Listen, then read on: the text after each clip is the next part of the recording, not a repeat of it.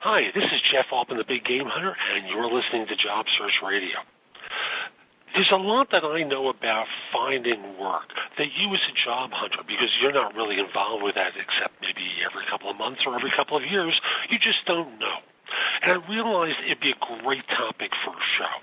So I invited an old friend of mine from New York named Steve Levy to come in and talk with me about that. And he and I are like two bull elephants. As a matter of fact, that's what he calls us at the beginning of the show. So hang in there, go along for the ride with us as we bounce ideas off of one another for the next half hour.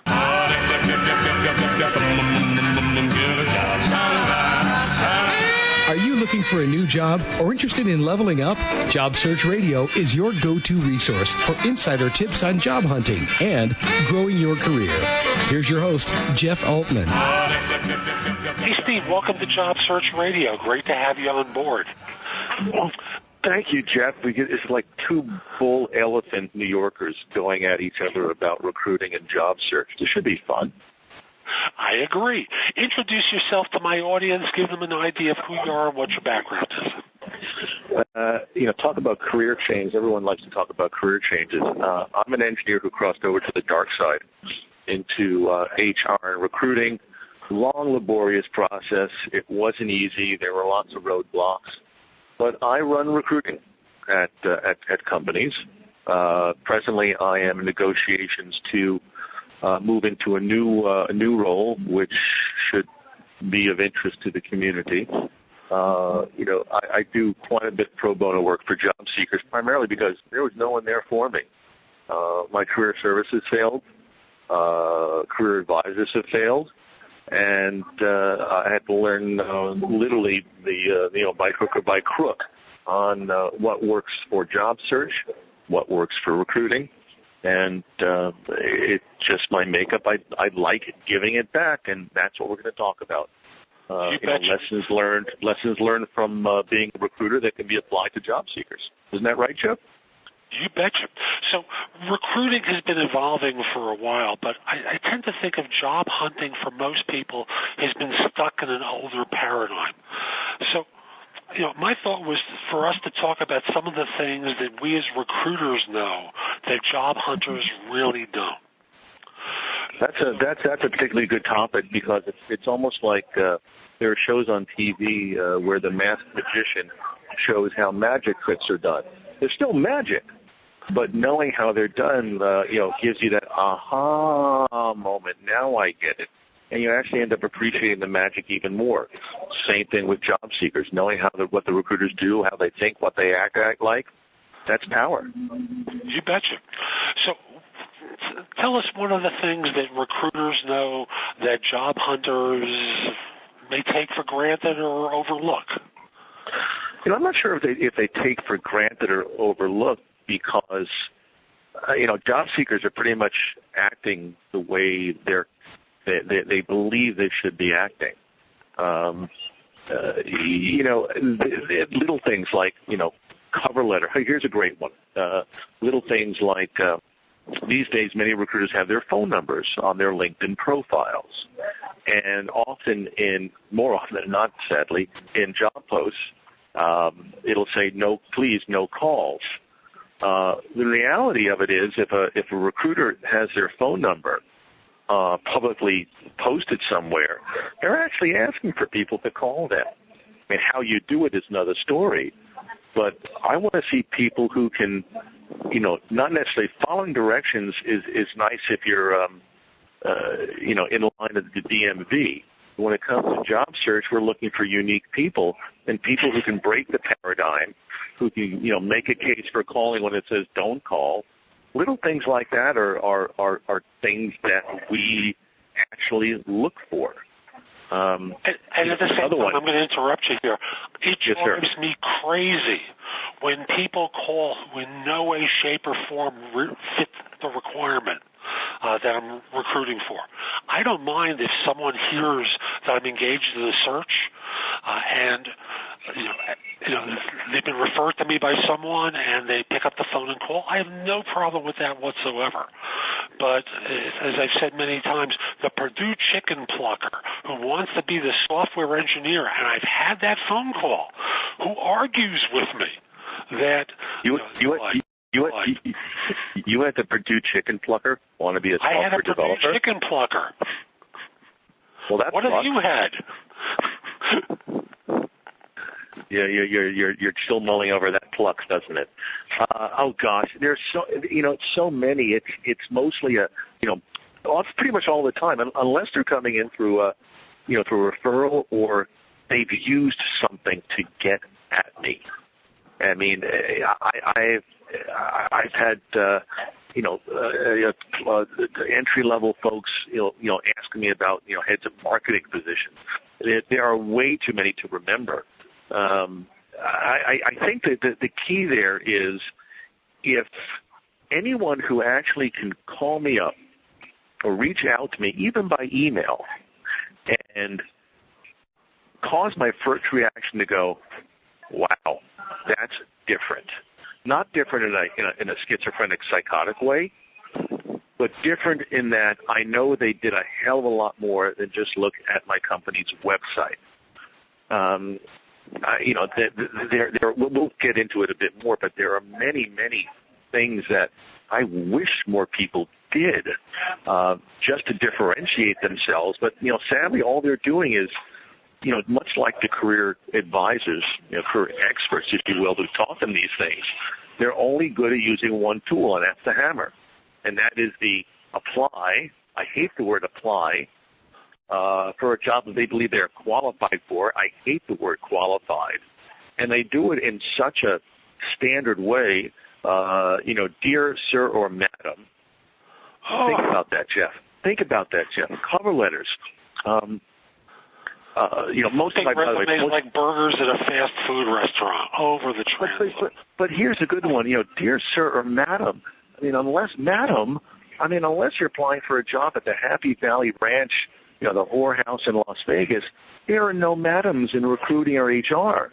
But that is it's a vestige. That's an old hammer that people are using. Even worse, and I'll let you get a word in, is I've had people reach out to me, cover letters that say, Dear Bob. Jeff, what's my name? Steven. Exactly. But they're just using the same paradigm over and over again. I wish folks knew that I don't read cover letters. Especially when they're an attachment in your email. Well, it's more than just that. I mean, I in 26 years of recruiting, I only remember one cover letter. One. And I'm going to read it to you only because I think your audience should see that it is just one in which it actually caused me to dial the phone before I finished reading it. So this is one in which I was, for the company where I was running recruiting, I was looking for a, Linux systems administrator, and I got this cover letter, and this is what the cover letter said. It said, I've been bouncing boxes for Uncle Sam 2.5 years now in some of the most god-awful places on Earth. I've racked servers during indirect fire, maintained contact with a bird while our vehicle was shot up, mastered the finer art of the many uses of duct tape and how it applies to IT in a war zone. I've put up racks in the Namibian provinces while cheetahs and jackals watched me 100 yards away. I've even chased an ostrich who tried to steal my Cat 5 from the box. I've worked on military projects where the .mil PM leadership had a more difficult time making decisions than my wife. I've danced in the red zone with Iraqi locals after a support call to a forward operating base. This is the last paragraph. I've mastered the chemistry of the essential caffeine stack, and I've debunked the myth that if you untie your belly button, your butt will fall off. It won't. I've been shot at, shot up, blown up, broken, and put back together again from Baghdad to Namibia, from Sudan to Djibouti. I strongly feel that I have the skill set, experience, and thick skin to take on the world of IT in the greatest city on earth.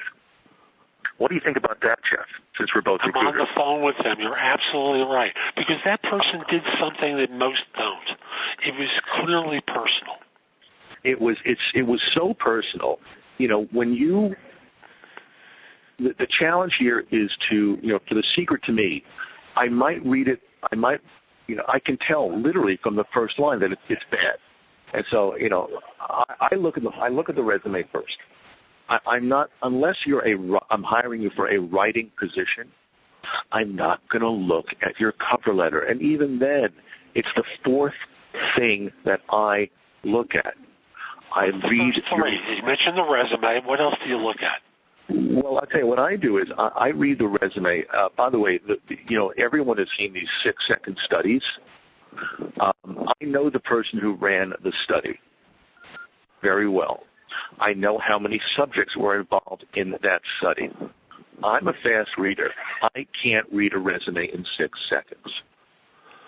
So what I end up doing is I read the entire resume from the bottom up, just so you know. And the reason I do that is because if the bottom of the resume is boring, if I come up with a lot of so what responses, it's not going to get better. It allows me, Bob, to take a different point of view on resumes and what people write. So I read the resume first. These days, I'm going to look for their social. I'm going to Google their name and look at for the social points of data, and then I'm going to look at their LinkedIn profile. I'm going to look for agreement between the profile and the resume. I'm looking for inconsistencies. And then at the very, very end, I might look at the cover letter. But the problem with the cover letter that people don't get is if there's stuff on the cover letter that's not in your resume, I start wondering what's real and what's not. People don't think about those things. People think that the cover letter is going to, cause a recruiter. Most recruiters, by the way, aren't trained psychotherapists. They can't read between the lines on resumes. They think they can, but they can't. They make these broad assumptions. They make broad assumptions. Look, I know I don't have ESP because I was divorced. So much for being able to read people. Really shitty recruiters will look at things and make leaps of faith. They read buzzwords. You have many career advisors will say, put all these buzzwords in there. Bullshit. Enough buzzwords. Find out. I need to take a step back here because it's important. Do you know why to the audience? Do you know why companies hire people? Why do companies hire people, Steve? They hire them to solve specific problems, not generic problems, specific problems. These are the kind of problems that keep the hiring manager awake at night. So maybe one of the things that most job seekers don't do that I wish they did, and occasionally one or two will do it, they will dig deep before they put their John or Jane Hancock and quote unquote apply. They will find out. They'll spend a half hour, not on the company website. I don't read the company website.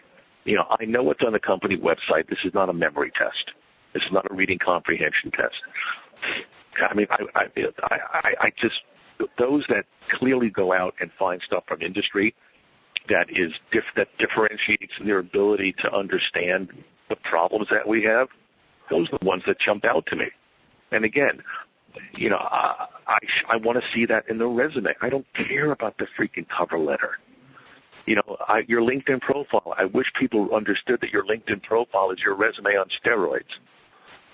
I don't understand the folks that just put the same things on your LinkedIn profile as you do on a resume. You have a lot more space.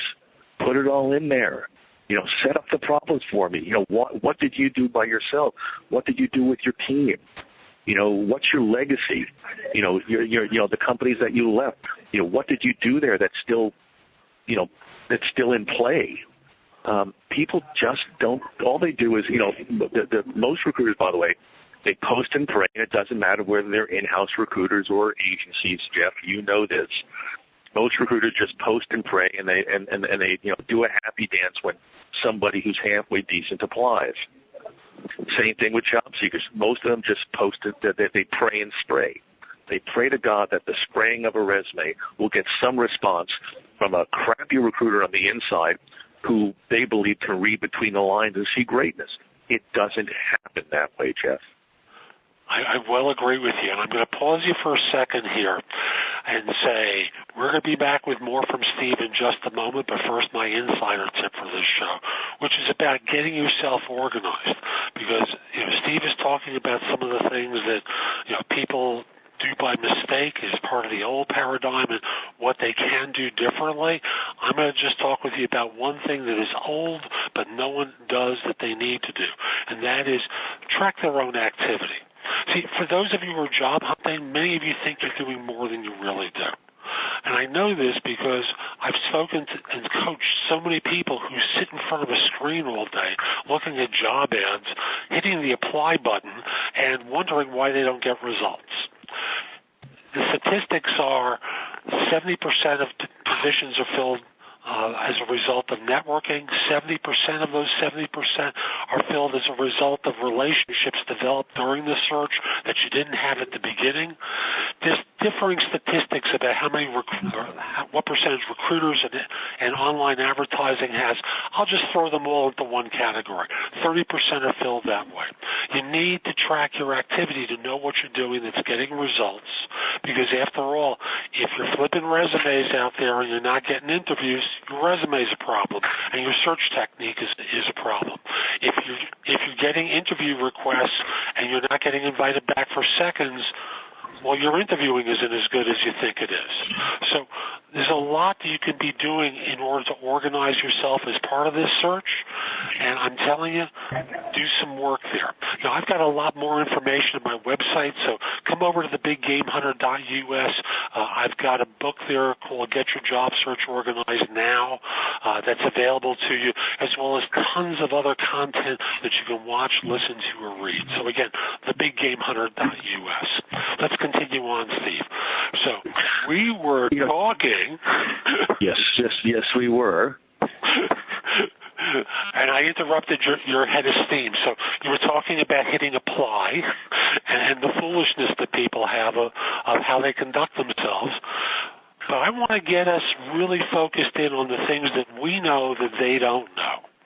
And we've been spending a lot of time criticizing them, and you've been great talking about how you evaluate people by starting off with the resume, the social perspective that comes from Twitter, Facebook, and any other site, Google+, then going to LinkedIn to see if there are inconsistencies, and then the foolishness that people have of those same boring cover letters that often have inconsistent information or fill in what isn't in the resume that should be in the resume. And that's, I believe, where we left off. Yeah, I think the advice that's given is, I sort of need to take another step back. There is a group of recruiters, and Jeff, I know you know some of them, and that we finally recognize it, and we've been talking about this issue for 10 to 15 years. Recruiting in of itself isn't broken. It's the recruiters. I mean, the barrier to entry to recruiting, by the way, and I'm sure members of your audience know this, the barrier to entry is not very high. We have a joke in the industry. If you have a pulse and you can make a phone call or send an email, you can become a recruiter. You won't become a very good recruiter, but you can become a recruiter. So when I refer to some of the things that quote-unquote we do, it's the group of people, these are my friends who were trying to shape the industry. And these things would help any job seeker, because if these things are not being done for you, then I think you have some ammunition to make a very, very informed decision as to what you want to do next. First things first. What the really good recruiter does is knows that the job description isn't the real job. Case in point, software developer, you look at the job description, firstly about 50% of the job ad is how great the company is and how they only hire the best and the brightest. But then in the first line it says pretty much you're going to develop software. Well, shoot. Well, we know that because that's what a software developer does. But what we do is I look at the entirety of a resume. Look, resumes, interviewing are not natural acts. I personally give people a couple of mulligans, do-overs, while I research them. I look for certain things in knowledge of the area that show me that there might be something there in that person, because I know what problems my hiring managers are asking their new hires to solve. I know them in very, very specific terms. So I'm going to look for things that are exactly like that. The person has actually solved these problems or has solved elements of them. And then I'm going to look online. Here for a second, Steve. Let's say they're not working with a recruiter, because I do the same thing you do. I want to understand what the issue is that needs to be addressed, what the problem is, and what this person's really going to do in the first 90 days and first year once they're on board. But for the average job hunter who's hitting the apply button, which folks never apply for a job through an applicant tracking system. I'm going to. Jeff, I want to finish my question, and I'll let you rebut the applicant tracking system thing. So, for the average individual who's doing their version of post and pray, or flipping resumes across the transom to companies, how do they find out the real story? Okay, that's a good question. First, I want to let the audience know that the applicant tracking system is not an intellectual human entity. An applicant tracking system doesn't push you in or out. It's the recruiters on the other end who either have put in incorrect rules or don't know how to use it. So keep that in mind. Tools don't recruit, people do. Look, here are some things that easy things. Pick a job. So I'm going to put this back to my host. Pick a job that someone's applying for. Let's use that software developer again. So it's a software developer with particular skills to work for,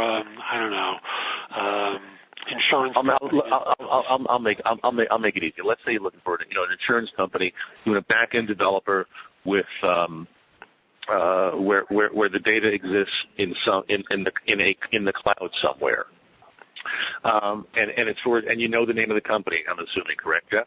Mm-hmm. Okay, fine.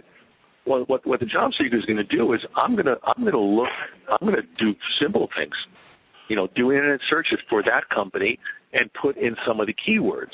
Now, we're talking here is what recruiters do is we use these things called Boolean searches, which are essentially logic statements that allow us to search the internet for things. As part of this, Jeff, I'll provide the audience with a couple of Boolean strings that they could probably use for themselves. But what I would do is I can search the internet for, presences of, maybe this insurance company has signed a new deal with Amazon Web Service or Azure services, depending on whether they are open source or, .NET SharePoint. I'm going to look for, I might put the company's, a template for the company's email and search software development forums by people who work at that company, little by little. And it really only takes about a half hour to see what the company is doing out there in terms of, back-end development, cloud development in the insurance industry. You can also just go look at conferences. One of the hidden things that recruiters do is I like looking at, conference proceedings and speakers to see, what topics companies are looking at. By the way, speakers at conferences are very good targets to recruit because I know what they're talking about. Typically at a conference, someone will talk about the issues that are prevalent in their company. So, there are research things you can do which don't take a long time. And then, you can put it in your cover, put it in your resume. If you've done that stuff, put that up in your summary. Screw the cover letter. I mean, all universities look at the resume first. And if you can put some of those key issues up in the summary right there, they're going to be seen. Jeff? Mm-hmm. I agree with you. When all is said and done, if someone makes the fit obvious by providing customized information to demonstrate that fit, it goes so far toward getting you that interview and getting you a leg up on your competition once you're in the door.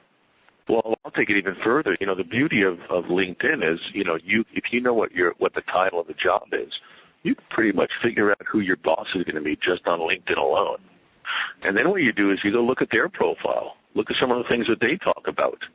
That often gives you some pretty good clues as to what the real job is.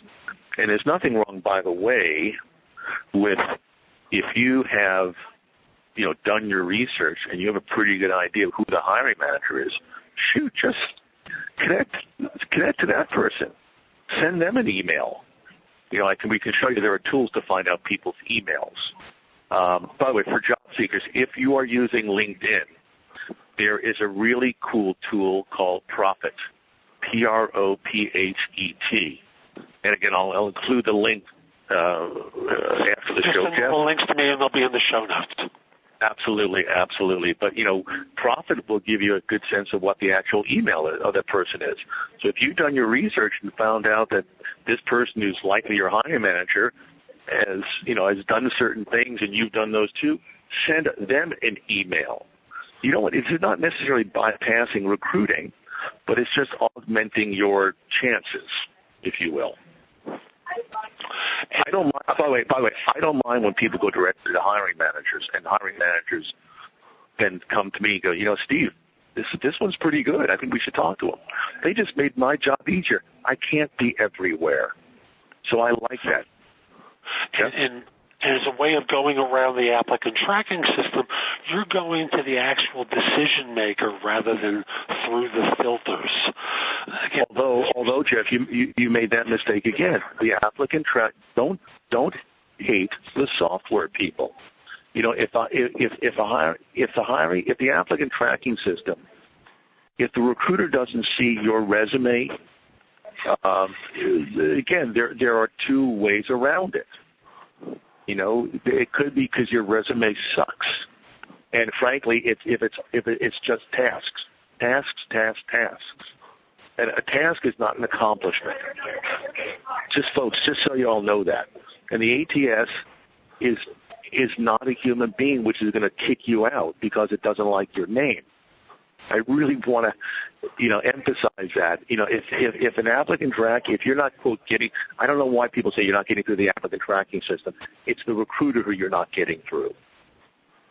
Please keep that in mind. And frankly, for a larger company, Jeff, you can get there can be thousands of resumes a day rather. It takes a while to get through them. I personally have been in a company where, when I started there were 6,000 unopened emails in the inbox, the careers inbox. It took me 2 months to get through to them. But I got back to people.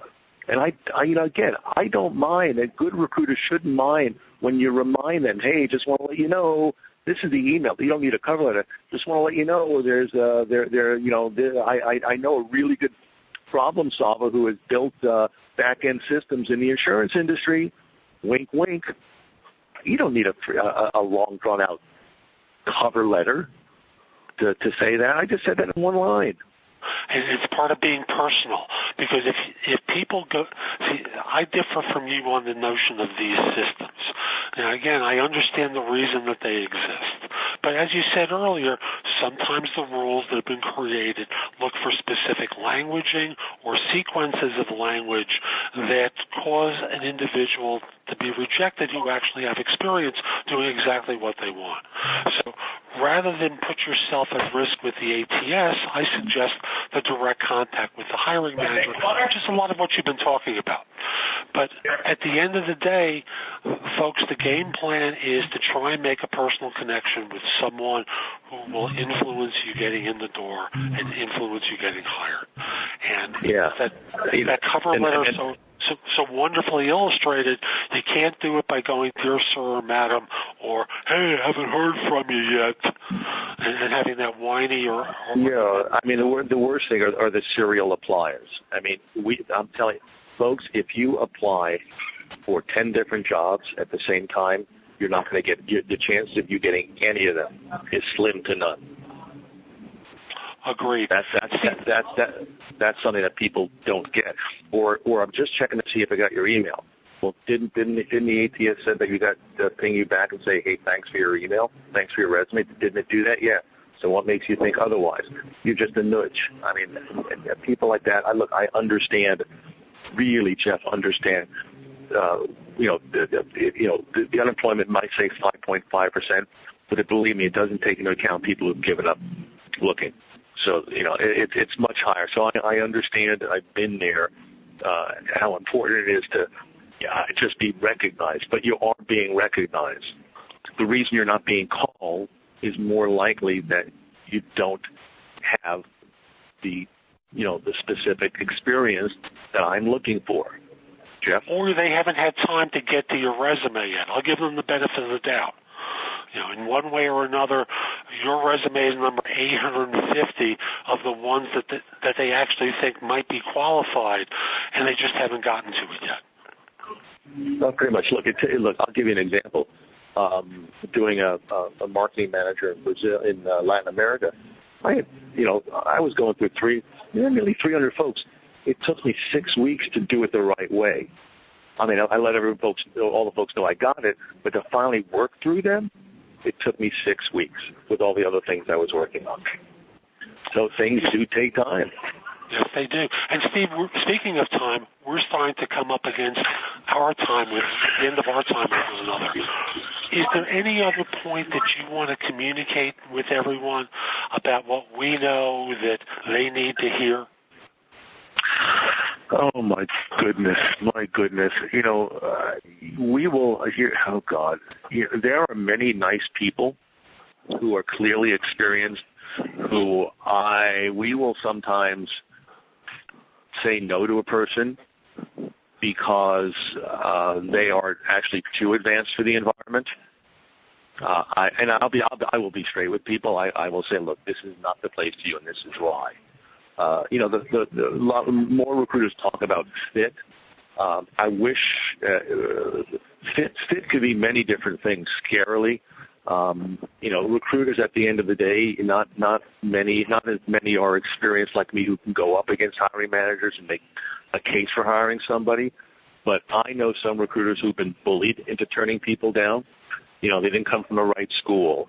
They have the wrong name. Wink. We know what that means. They have the wrong gender. We know what that means. It's sad. It's pathetic. It's illegal that some of these things are taking place. But I know organizations where this, in fact, has taken place. And I've hired clients for doing that nonsense with me. Yeah, and as far as I'm concerned, if you're getting repeated no's from a company, it's no. I mean, don't go for the 3 strikes.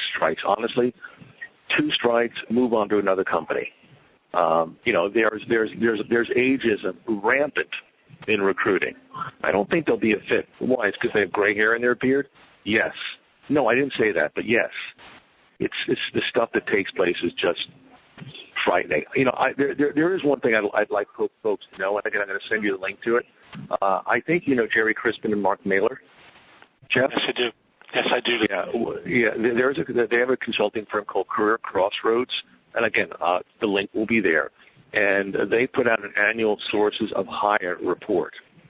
So it contradicts many of the stuff that these social companies are providing in terms of sources of hire. But I think look at it, and I'll give you the link. I'll tell folks what page to look at. But it's important to understand where there's definitely an impact of social media. But the bulk of hires is still taking place via internal career referrals, internal employee referrals. So my advice is don't wait until you need a job to start connecting to people in companies. Always have a top 10 list of wish companies, and make sure you create relationships with people in there. On social media, LinkedIn in of itself, the sheer connection is not social. I mean, that's just like sending up an email. When people at target companies post updates or post articles, comment on them. little by little. Same thing on Twitter. Twitter is not an intuitive job search tool, but it's a good place to build relationships. Same thing with company pages on Facebook. These are all part of things that you can do, the job seeker should do, literally 2 to 3 times a month. Spend time, cultivating and stewarding your network. Go to the professional meetings where these people go. Shake their hands. Invite them to coffee when you don't need it. But all in all, I mean, the important thing to be is be specific. Be a problem solver. Don't talk to me about your tasks. Find out what problems keep hiring managers awake at night. If you focus on those in your resume and your resume summary, you will get seen. You won't get hired necessarily, but you will get seen. Jeff? Beautifully done, Steve. Thank you so much for making time today for everyone. How can people reach you or find out more about what you do? Well, a couple of things. I blog several places, primarily at a blog called recruitinginferno.com. I also blog at a place called recruitingblogs.com. My Twitter handle is Levy Recruits. That's one word, LevyRecruits. And my LinkedIn profile is linkedin.com/in/Stephen M. Levy. That's STEVENMLEVY. And I will respond to everyone and anyone who has a job search question. And finally, Jeffy, is on Fridays at noon to 1 Eastern Time, I am part of a three-person panel that puts on something called the Open Mic Career Chat. That's #OMC Chat, which is, as we say, the truthiest job search blog on the internet where we talk about stuff without filters. Jeff? I was there last Friday, and folks, it is blunt. It is really cool. So, folks, I'll be back next time with someone else to help you, to talk with you about how you can improve your job search attitude and skills. So this is Jeff Altman. Hope you enjoyed today's show. Hope you have a great day.